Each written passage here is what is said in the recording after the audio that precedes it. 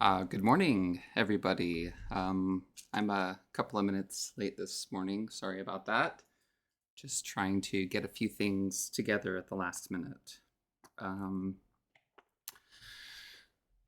it's been a while since I've streamed, and I'm pretty excited about today's stream for a couple of reasons.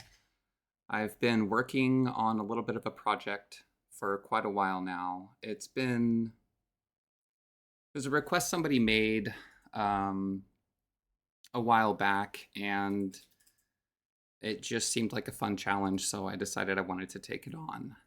And essentially, if you have been to the Cabinavision forums, you've probably seen this user-created standard that was shared there by one of the users. And um,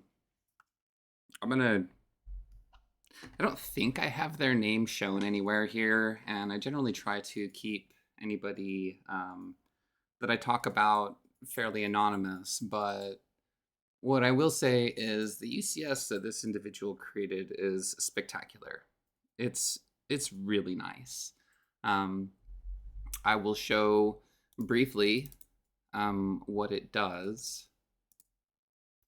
When you select a drawer front on any assembly, when you have this UCS put into your system, you get this option over here for U-shaped drawer. And when you turn it to true, you get all these extra options to control kind of how this drawer is going to work. And so you get these options for your notch size or notch style. So 1.25 inches, as you can see, it puts a little notch in there. 1.75 inches, it's a wider notch, as you'd expect. You've got the option to notch only in case you don't want the bore hole in the back, or you can notch and bore, which is very cool. And then you have these 3 fields here to control the size of the pocket. And it might be difficult to see what's going on from this view, so I'm going to actually just move my top out of the way real quick. So this is what this UCS does. It creates a really, really nicely ton-shaped drawer box, to be honest. So watch this from the plan view. So if you change these dimensions, right, the pocket depth, that's referring to, if I'm not mistaken, the outside of the back side of the drawer box to right here. So just about 10.5,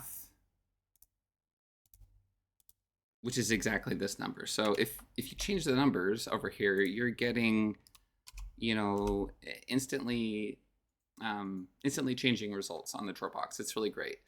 So obviously the depth and width are probably self-explanatory, and the offset, if you go negative, goes to the left. If you go positive, it goes to the right. So very, very cool UCS, very effective. A lot of people on the forums use this, and it's something that's honestly, it's pretty popular. So one of the challenges with this is if you're cutting these parts, great. This box is probably not terribly difficult to build on its own without a drawing if you've got all the parts in front of you, because the bottom does get, again, the bottom gets the shape, and it almost kind of goes together like a puzzle would, where it would be kind of hard to put the wrong pieces in the wrong spots. But ultimately, you're always better off sending drawings. Drawings to your shop, or if you're going to buy these drawers out, which is what we would do in this case, because we don't like building drawer boxes. Being able to send a drawing to your vendor is very, very beneficial. Nobody likes drawing, every single drawer box that's shaped. And honestly, whenever we draw something, we run the risk of transposing numbers, making a mistake, things like that. So the question that somebody asked on the forums was basically, is there any way to get a picture of these shaped drawer boxes on a report? And initially my response was kind of like, probably not. I don't know how you'd get the image of these drawer boxes sent to reports. But I kind of got to thinking about it, and another post that somebody made about ASCII art on the forums actually kind of got the wheels turning. And the first draft that I did of this was actually just drawing a drawer, just drawing a any square or rectangular drawer, just using the characters on the keyboard, the vertical pipe and the underscore and stuff like that, to just draw, for fun, a drawer box. And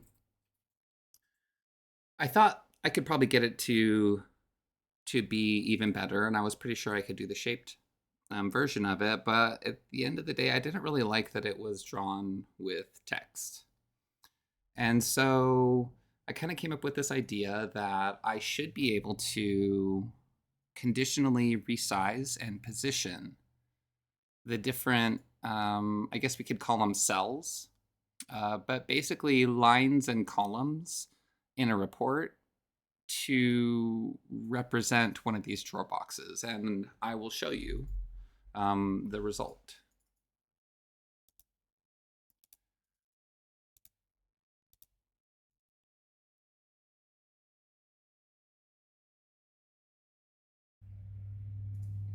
Hopefully.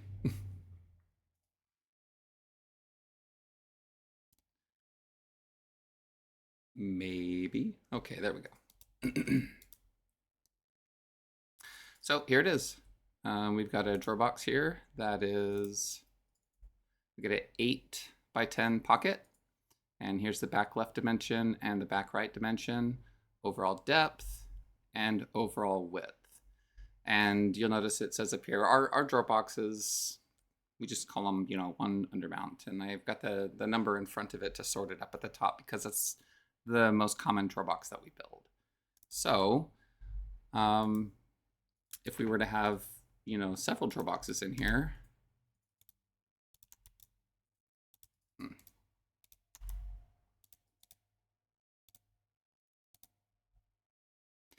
and let's just say that we want to shape some of them, but not all of them. Now, obviously, this is not realistic. This would be kind of stupid to shape the top one, but not this one, and then, the third one. But again, it's just kind of intended to be an example. So now we've got 4 drawers. 2 of them are shaped, 2 of them are not. And I still haven't, I'm not completely sure why I have not been able to get the report to filter correctly. And that's something that I'm going to continue working on. So that would definitely be one kind of deficiency of the report. But at the same time, I kind of feel like if you're going to run a report for drawer boxes and send them out to be built, I don't know. I'm going to try to get it working, but right now it's not. So anyway, here's the report, and now you can see each one of these images is actually different and does represent the drawer boxes that are shaped. I've got them sorted so that the shaped boxes come first, and then there's just a list of the unshaped drawer boxes coming after it. So the report's very simple. We've got width, height, depth, quantity, and the material. I'm not sure if other people, when using this report, might want to use, might want to see cabinet numbers. I'm not really sure, but one of the things that I did include in the report, if you would like, is labels. So if you get this report and you want to use it and you want to see labels on the report, if you come to report properties, into the variables here, there's drawing scale, which I will explain later. Show shaped first is going to help control the sorting mechanism. So do you want to see your shaped drawer boxes at the beginning or at the end of your report? And show door labels is going to turn the labels for the drawer fronts on or off. And then report name is just an easy way for you to change what the name of your report is up at the top. So I'm going to change this to 1 because we do want to show I want to show you guys the door labels. Disregard all of these errors. This is my other report. I don't work in 2023. I can't get it to work for me to save my life. There's so many I just have a hard time with it. We'll leave it at that. And my main reports are still all kind of broken until we get to a version of the software that I'm satisfied with. So that's what those errors were. But anyway, now you can see the material column here actually reduced in width, and enough space was created here for a location label. And so now each of these drawer boxes that you're seeing shows up with its location as well. So that was just a little kind of extra feature that I added. I plan to do the same thing with cab numbers, so that if you'd like to show your cabinet numbers, you can as well. But doing that does kind of mess up the sorting and grouping, and so I didn't do that quite yet. I still need to work on how to make that kind of function well with this. I might end up needing to build 2 tables or something. So all right, the bad news. The bad news about this report. I've been trying all week to share it, and it's just been a failure. I cannot seem for the life of me to package this thing up and get it to work on anybody else's machines. I actually did take a separate laptop I have that had never had any Cabinet Vision installed on it. I did a fresh install of 2023.2, and I was able to import with challenges, but I was able to import the report and kind of get it working. I don't want to shift blame or anything, but I've spoken with a couple of other people who are pretty familiar with Cabinet Vision, whose opinions I respect tremendously. And much as I feel like maybe I'm not doing something right, I'm also being encouraged to consider the fact that there are a lot of challenges with Cabinet Vision's imports right now. And just in general, I don't know. Maybe there's nothing at all wrong with the way I wrote this. Maybe there's a lot. But what I can tell you is that this report is very, very simple. It's also fairly complicated, but it's very simple. And what I mean by it's very simple is there's only a job info table, right? This is not a complicated query. There's really nothing here. I could have even probably just joined this right onto this drawers only cab labels table. But then there's one import of CX material. There's almost nothing to it. It's just a name, IDs, and unit of issue ID. So again, very, very, very simple. And then we've got the variables I was showing. There's no script and no relationships, obviously, as you can see. But then we've got this one table. And this one table is even, again, the query I think is fairly complicated, but the table is not pulling very much data. It's actually a pretty small amount of data, but the query itself is fairly complicated because I needed to get these right back width, left back width, pocket depth, and pocket width values into the reports. And if you have tried to create a custom parameter in Cabinet Vision and get the reports to see it, you probably know that it's not exactly the easiest thing to do. What the Cabinet Vision technicians will tell you is that it's not possible, which obviously it is, so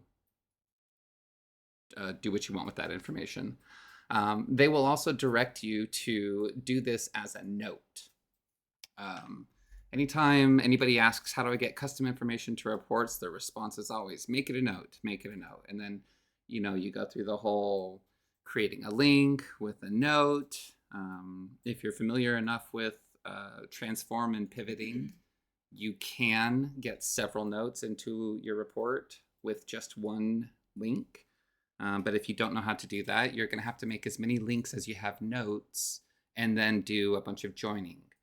And upkeep on that sucks, to be honest, because anytime you need to change anything, you have to kind of go change everything. And in general, links are fairly buggy in Cabinet Vision. You've probably heard me rant about that in the past already. So I won't go there, but let's look at the query. It's a mess in here because whenever you switch out of the SQL tab, it kind of goes nuts. So I've got it here, which is where I tend to work on it. And I want to just kind of break this down. And this is kind of what we're going to be talking about this stream is how to get this query working, how I got it working, and how you can make it work if you want, or maybe even just take what I've done and do your own thing. So most of this query is actually pretty simple. If you were to take this whole section right here out,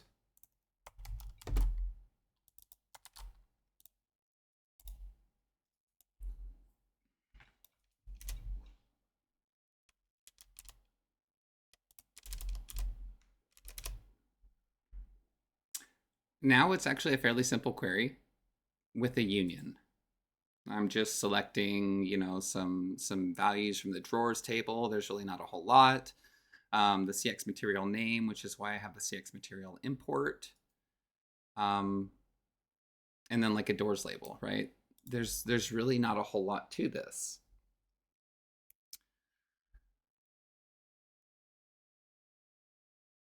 Sorry, I'm distracted for a second. So what this is doing essentially is I'm first up here, I'm selecting everything, and selecting one as order method or two as order method is kind of how I'm controlling the sorting, whether you've got your shaped drawer boxes first or second. So that's the only reason I even have that, right? It's just I know that in my first table up here with my where, I'm going to target specifically my shaped drawer boxes. And then my second table down here that I'm going to union, I'm not. Or I'm going to focus specifically on,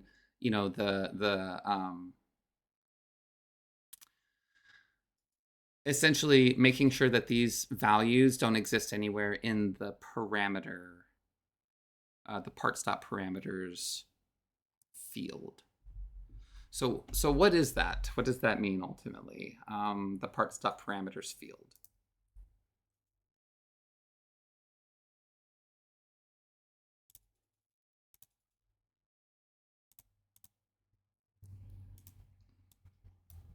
If you create a table and you bring in the parameters,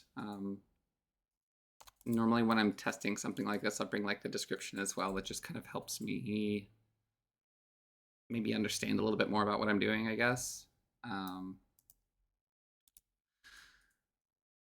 But the important one here is the parameters. So on my, where are you? Drawer box bottoms that are shaped. So here, this would be a drawer box bottom from one of the shaped drawers that I showed. And as you can see over here, we've got pocket width, pocket depth, offset, D-box size, left back size, right back size. Notice that they're on this drawer box bottom, but they are not on one of these other drawer box bottoms, one of the other two drawers in the job that are not shaped. So this is being driven by the UCS for the U-shaped drawer boxes. And what I did was with the UCS, I piggybacked onto, I targeted the drawer box bottoms, and whenever a drawer gets shaped, I added the parameters pocket width, pocket depth, offset, D-box size, left back size, right back size to the drawer box bottom so that they would show up here. And if you have seen some of my other posts about like using regex match and substitute, I've talked a lot about this this parameters table field before, because you can extract all of this information in the report designer if you know how to use that. But for this particular case, I decided I kind of wanted to do it a little bit differently, and I wanted to bring these right into the table. So in order to do that, what you need to do is you need to use the right combination of different SQL functions to find where in the string these values are and extract them without bringing along any of the other information. And in the process, if you can manage, because these are string values, not measurement values, if you can convert them to a measurement, that's even better. I feel like manipulating the data halfway at the query and halfway at the designer makes it more complicated and confusing for anybody following what you've done. You know, in other words, after you leave your organization, whoever comes behind you has to do the upkeep on the things that you've created. And if you make it too confusing for them, I mean, that just sucks, honestly. It would suck for you if you went to some place after somebody else left a mess. You know, I try really hard not to leave a mess for whoever comes after me. So to get all of this information out, that's what we were looking at in the query. And that's ultimately what all of this is. So I don't know. I don't really want to make this an SQL lesson, but I would like to break it down at least a little bit to kind of help anybody that really does want to learn this, learn it as much as I can. So I want to just take one of these little sections back over here and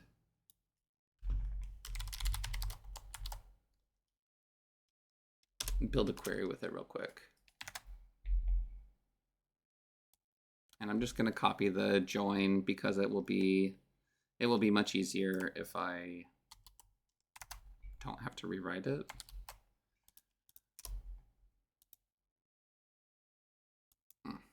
Right.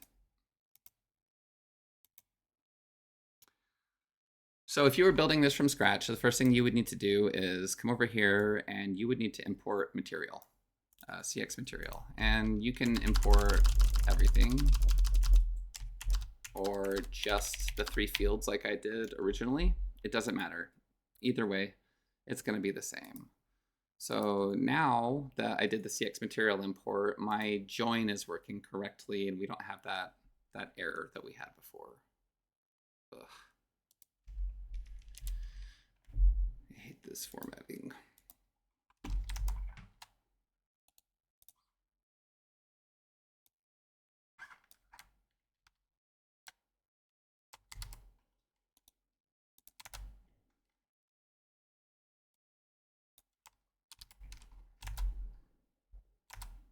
All right, I'm not too worried about the formatting of the join.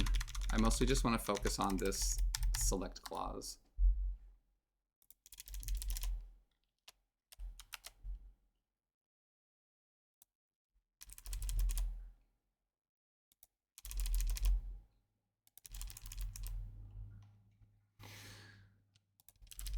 All right.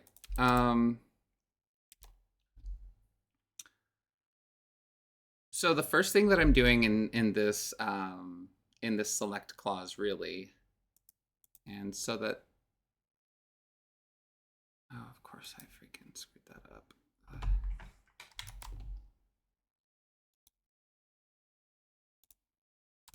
Oh, I've got the if twice. Oops. All right. This is not going well, guys.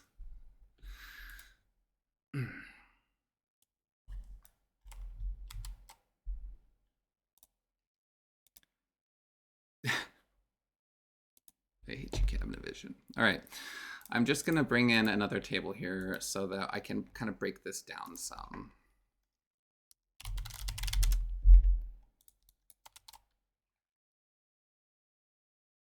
All right. So I'm starting out by basically the first thing that I'm going to select in my select clause is going to be the pocket width dimension. That's what I'm trying to grab first here.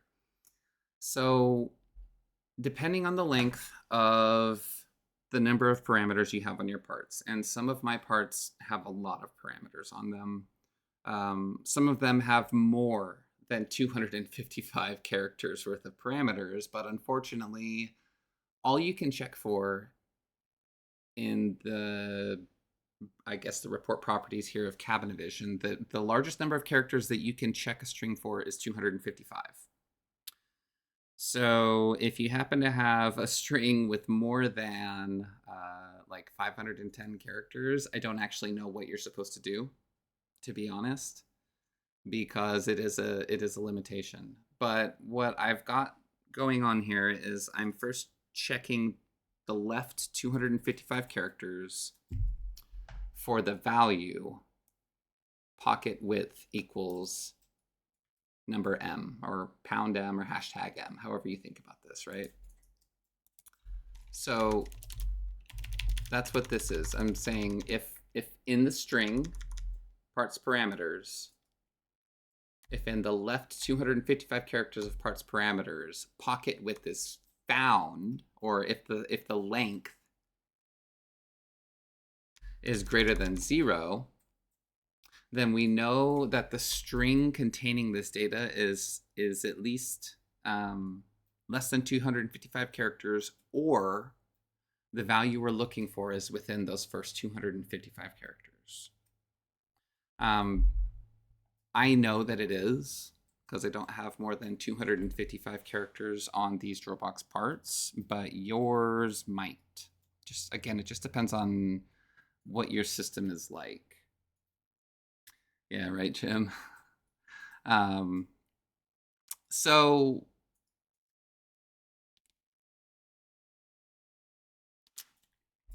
all right. CDBL is kind of it's kind of undocumented. It's one of those things where I think that what Cabinavision has kind of done is mashed up Access SQL with maybe even Access VBA. I don't know. Maybe CDBL is actually an SQL command, but I don't think so most of the time.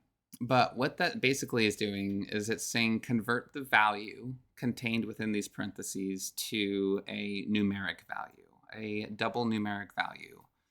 I don't know why it's called a double, but I know that it is. It's a numeric value type that you can select from Microsoft Access. So I'm basically saying convert this string, whatever gets returned from this function, return the value actually as a numeric value rather than a string value. So to try to break this down, I'm not even going to, honestly, because this took me a while to write to begin with. And I have a feeling if I try breaking it down, I'm probably just going to give maybe a little bit of bad advice. But ultimately, this line right here is going to pull the value right after pocket width. And because it's because I've used mid, we're gonna start somewhere in my string, basically right after pocket width equals hashtag M. We're gonna go however many characters it took to get to pocket width equals M. We're gonna go beyond that by 7 characters. 7 characters. Now, why 7 characters? Because essentially, I hate that this is going to break my formatting, so this is why. 1, 2, 3, 4, 5, 6, 7 characters. So if you happen to have a pocket width, I guess if you're a metric, this might be a problem for you. But if you've got a pocket width that is more than like 99 inches wide, something is wrong with you. I'm just saying. You're doing something really wild. Maybe nothing's wrong with you, but you'll break this if you are, just to be honest. Or you'll just lose a decimal point of precision. But essentially, the 7 is intended to capture the 7 characters that exist immediately after pocket width equals m. So if we go back to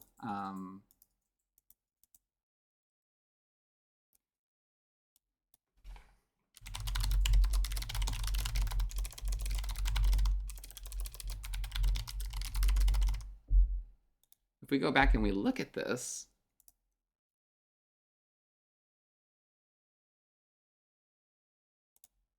oh, nice.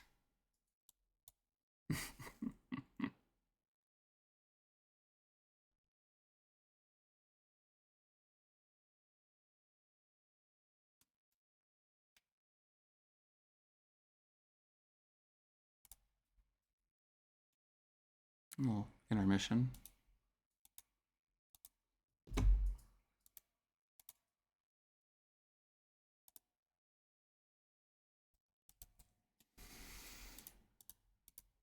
Oh, oops. Here we go. This was the report where we were doing this kind of breakdown, right? Okay, so well, it's going to crash again.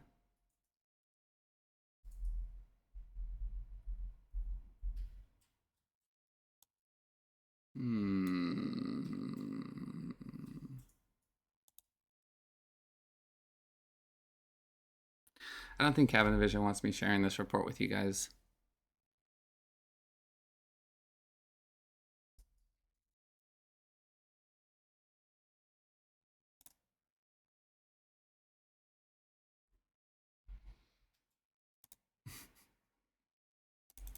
I don't know.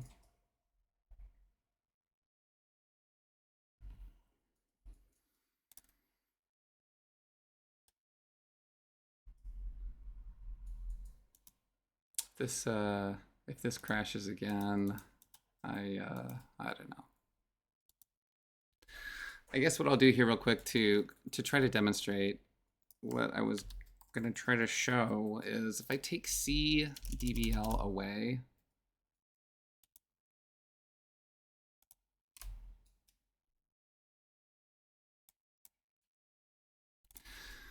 this is what I wanted to show. So what CDBL is also doing for us here is it's actually trimming all of the trailing zeros afterwards. So it seems like this is probably going to be populating these values based on my decimal precision.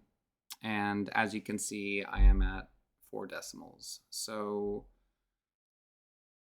the string value that exists in part.parameters is going to be kind of driven by how many decimals you're showing in your precision. When you convert that string value to CDBL, it drops it to nothing. So by defining a static value of 7 characters, again, right, but 1, 2, the decimal counts as 3, and then 4 zeros, that's 7 characters. And that's kind of where this number 7 came from in this query. That's why I'm going 7. So I've identified where in the great big array of data in this parts.parameters field, I've identified where it is, and I've done my very best to target exactly how many characters I would need to go after it to get the data that I need. If anybody watching this happens to know how we could do this in such a way that does not require the static value, share. I would love to know. I'd love to learn. This would be a really great opportunity for me to kind of learn a little bit more about this. But for now, you know, this was basically the best that I could do with it. So I'm not going to go too much further through this query. Anybody that wants to do this, get in touch with me if you have questions. Just I love this report. I love what it does. I'm really frustrated that I can't just share it, but I will gladly take the time to help anybody that wants to get this working on their system. And I don't even think it will take that long to do, to be completely honest. But anyway, so I'm selecting all of those fields, and then it's a simple from clause, you know, that joins all my data from the different tables the way I need to. It doesn't even need to be as complicated as it is with the join right now, or with the joining of the tables, but I've added all of this because I'm trying to get the filter working, and like I said, I still can't really for whatever reason. But basically, so the first table, I'm going to go back to my actual report here. Well, let's just look at it here in Sublime. So again, the first table here, before I union the next table, is all of my shaped boxes.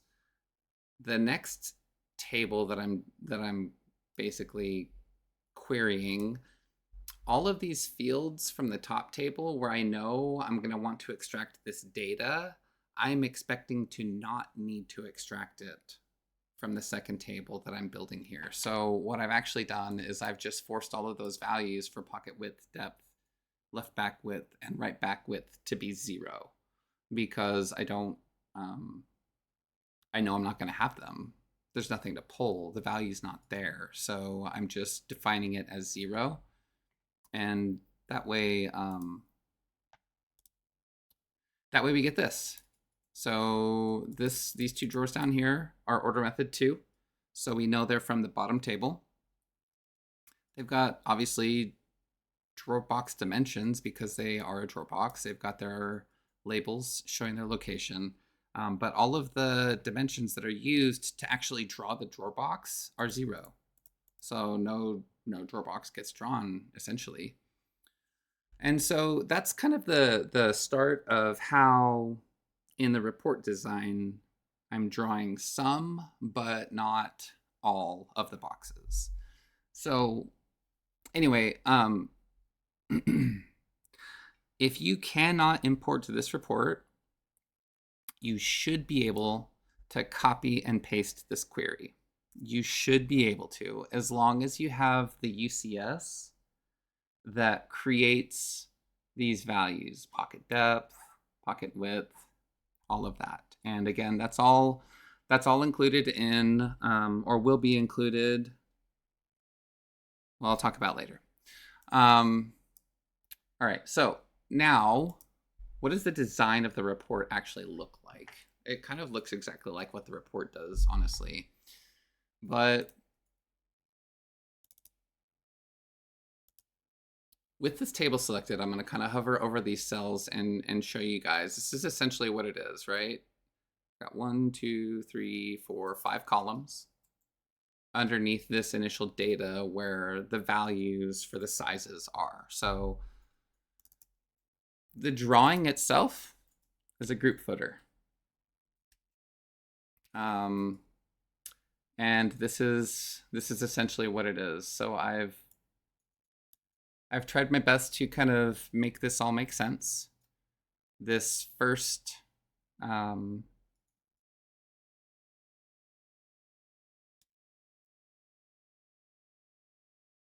on, words. This first line definition is the notch dimensions up here, right? The 10.922 and the 6.933. I think I don't know. I can't read it very well right now, but there's no data. This is the left back width display, right? The 10.9232. And then for the notch, there's no data because, again, it's just a blank space. Then I've got the width display over here for the right.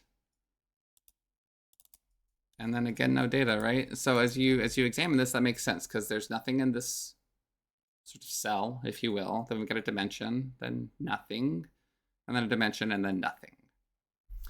So then I kind of got to thinking, so for this notch in the pocket, that's essentially just another row of data, right? So again, as you can see, it's 1, 2, 3, 4, 5 sort of columns in this row. In this far left one, where I'm creating a margin to push the drawer box in from the outsides of the report, I think this one is actually containing the depth value of the drawer box. So as you can see out here, the 20.9 blah, blah, blah. This has the depth display. Now, why? Why, you might ask? That doesn't necessarily make sense because this is just a blank opening, right? But that's because this cell here actually has the 10. So I couldn't get the 8 and the 10 to show up in the same cell. That's the pocket width there. So what I did to get the 8 to appear over here in this sort of area is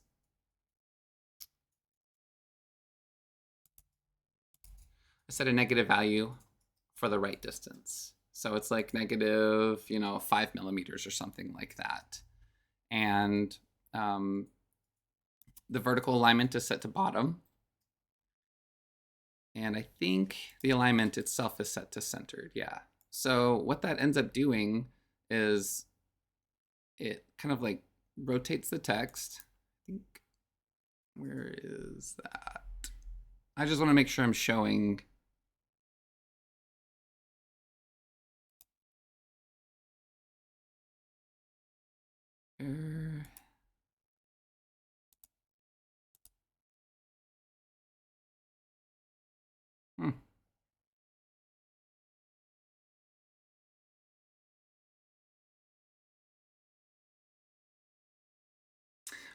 Jim, I have no idea. It might just be us too. It could very well be. The streams themselves don't tend to be very, very populated. Most of the views show up on YouTube.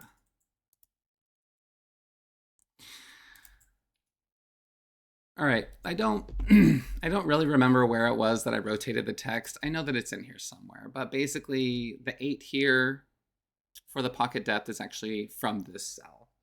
And then this would be just another empty data cell, right? And so the same thing kind of happens across the board. And the way that the drawer box itself actually gets drawn has everything to do with the width here and the fixed height.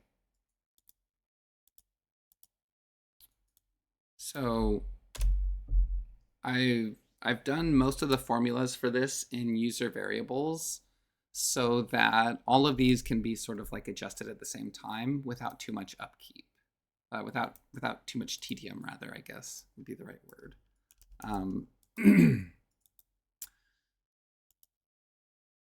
So here are the user variables for this report. And these width values are actually what control all of the data, all of the actual information about the drawer. And as you can see here, see material width, that's controlling the width of this column. And it's checking to see if show door labels, which is the report variable I showed earlier, is true. If it is true, it's going to be one size. If it's false, it's going to be a different one. This larger size is basically the current size plus the width of the location label size, which is right here. So you can see that both of these have if functions. They're checking to see if the show door labels is true, and then adjusting the two values depending on the results. So if show door labels is false, then the location label itself actually goes to 0, effectively hiding it. So then these are the other variables that are controlling the sizing of these different cells. And if you've been on Discord, I kind of talked a little bit about this and how I had to work through this and the challenges that it was giving me. But basically what I'm doing here is I'm taking the value of the left back or the right back size. I'm determining what percentage of the overall drawer box width that value is. And then I'm multiplying that percentage by the overall drawer box width so that, for example, if this was like 35% and this was like 35% or 40% and 35%, right? This would be the remaining 25% if I'm mathing correctly. And so it's all just a ratio of the overall drawer box width to control the column width here, the column width here, and the column width right here. So hopefully that makes sense. And then other than that, this is just saying overall depth so that the drawing makes a little sense, right? Overall depth of that amount. And then this bottom row here, rather than being broken into 5 separate columns, is just one row. That's the entire width of the printable area. That's going to call out the overall width of the drawer box so that it kind of centers on the drawer box. Other than that, there's nothing, there are no formulas turning any of these lines on or off. The lines are either on or off. And each of these has an appearance condition formula set up on it so that if the drawer box is not a shaped drawer box, it doesn't show. And if you'll remember back to when I was talking kind of about the tables, I created 2 column, an order method column in each one of my tables, right? So all of the shaped boxes were specified as order method 1. All of the unshaped drawer boxes were specified as order method 2. So the appearance condition of this is, basically if order method equals 1, true, it will show up. And so that's the case for each of these different sort of line definitions. And then I've got the break after set so that only after the last one will it break. And then it's also based on this formula, right? So if it's order method equals 1, then create a page break. Because we only want one of these drawer boxes per page. That way the drawing is large enough to make sense. Now, drawing scale is one of the variables that I had at the report properties, and I wanted to just briefly kind of talk about that. So I'm trying my best to produce this report in such a way that it's extremely flexible for anybody that wants to use it. And maybe you just don't need your drawer boxes this big and you'd like to try fitting 2 on a page or something like that. That's something that I'm planning on building in eventually. But right now, if you change the drawing scale number at the report properties, the size of the drawer box actually changes. And I will show that now.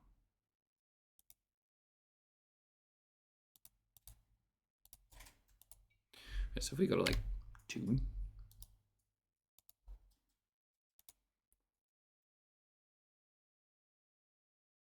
you can see the drawer box is a little bit smaller. The margins on the outside got a little bit bigger because everything about this is all kind of like parametrically sized to that. The drawing scale is going to help control the size of the left and the right margin. once the size values of the left and the right margin are subtracted from the overall print area, it becomes very easy to size the rest of the columns again within that smaller range. So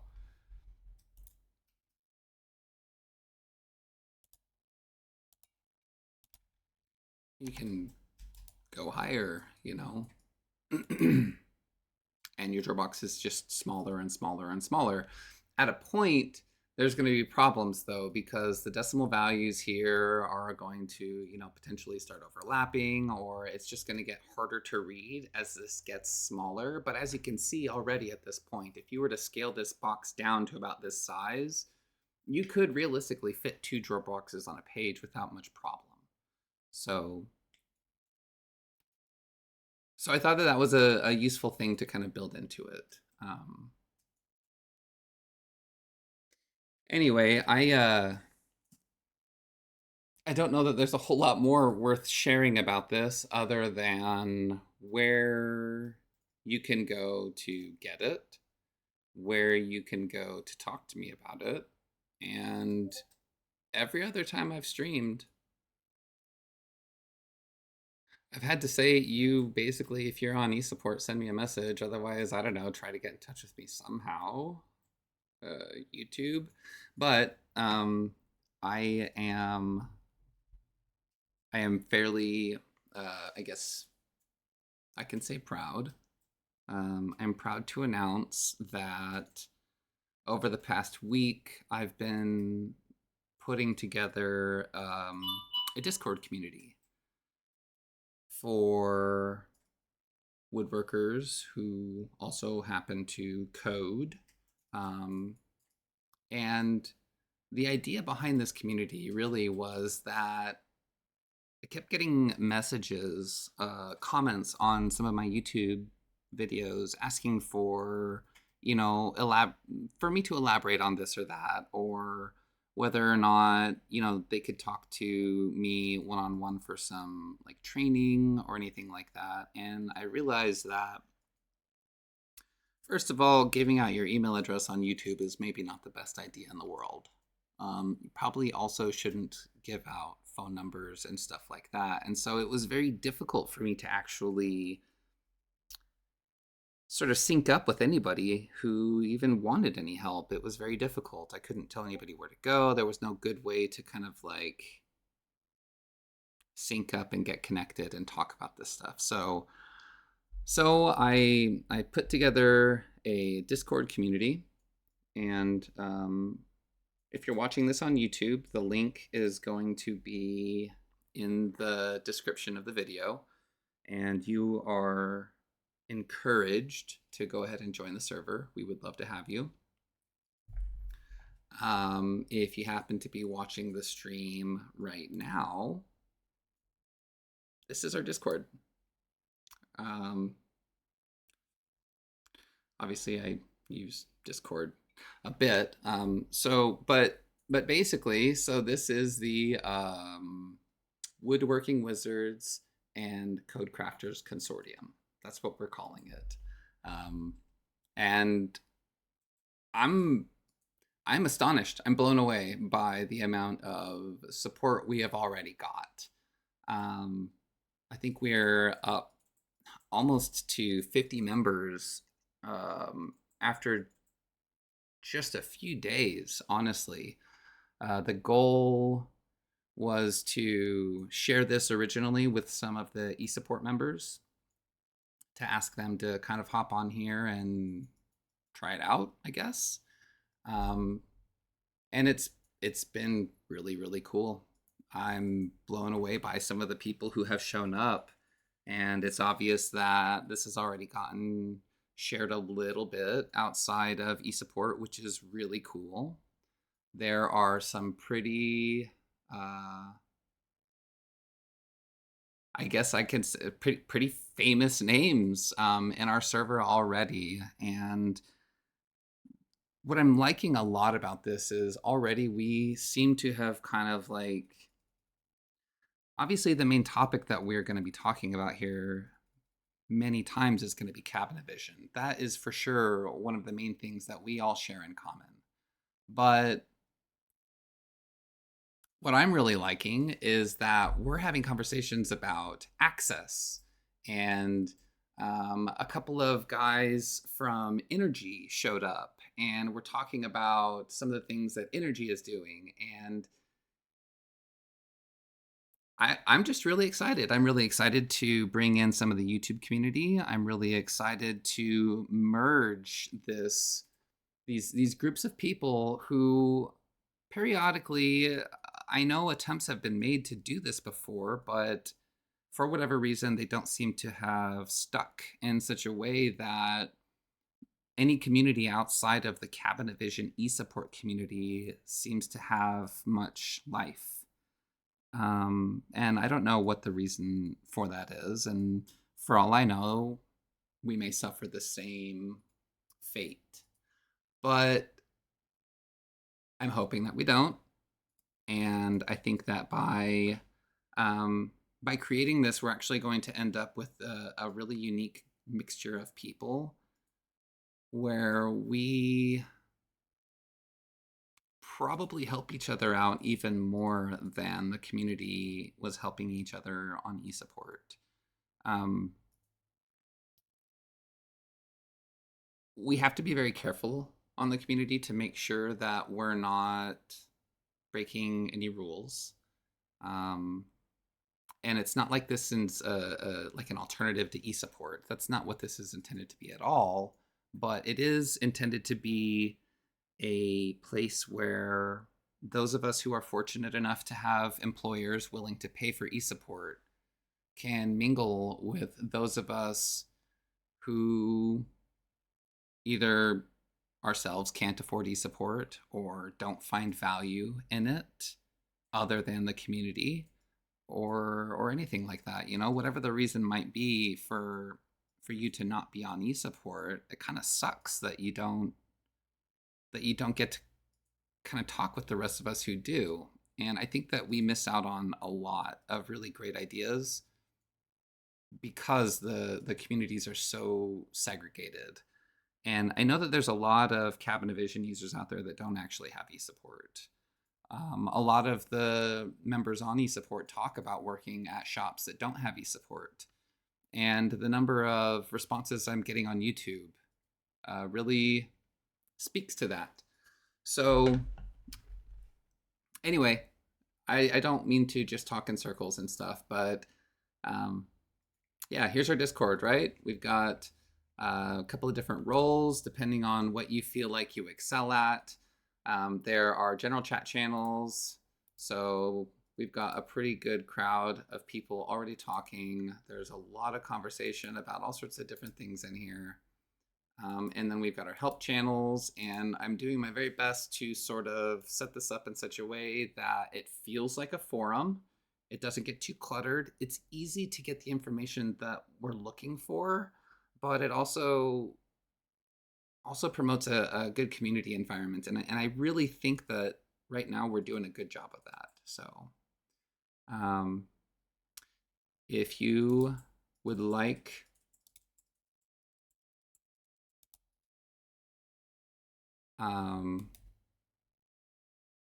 well, look at that. Because I'm streaming right now, the code was hidden from view, and I'm okay with that. But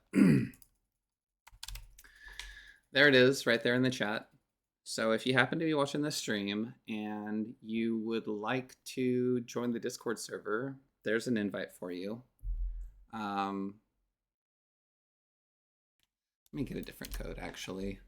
I don't know that that's going to be quite the right one. This would be the one right here. And I don't even need to copy it. So if you happen to be watching the stream and you'd like to join the Discord server, there's the link. If you're watching this later on YouTube, I will have the link in the description of the video. Would like to just state before you join the server, we're moderating this gently, but we're definitely not going to allow this to like get out of hand or disrespectful. So if you join the server, please try to keep it professional. Read through the rules and respect your fellow woodworkers and code crafters. And I hope to see you guys here. So thank you for watching the stream today. If you're here, thank you for watching the video later, if you're doing that. And I hope to see you on Discord, and I hope you guys ask questions about the report. I hope that we can actually get this report out into the world and working and saving you guys some time. So yeah, see you guys around.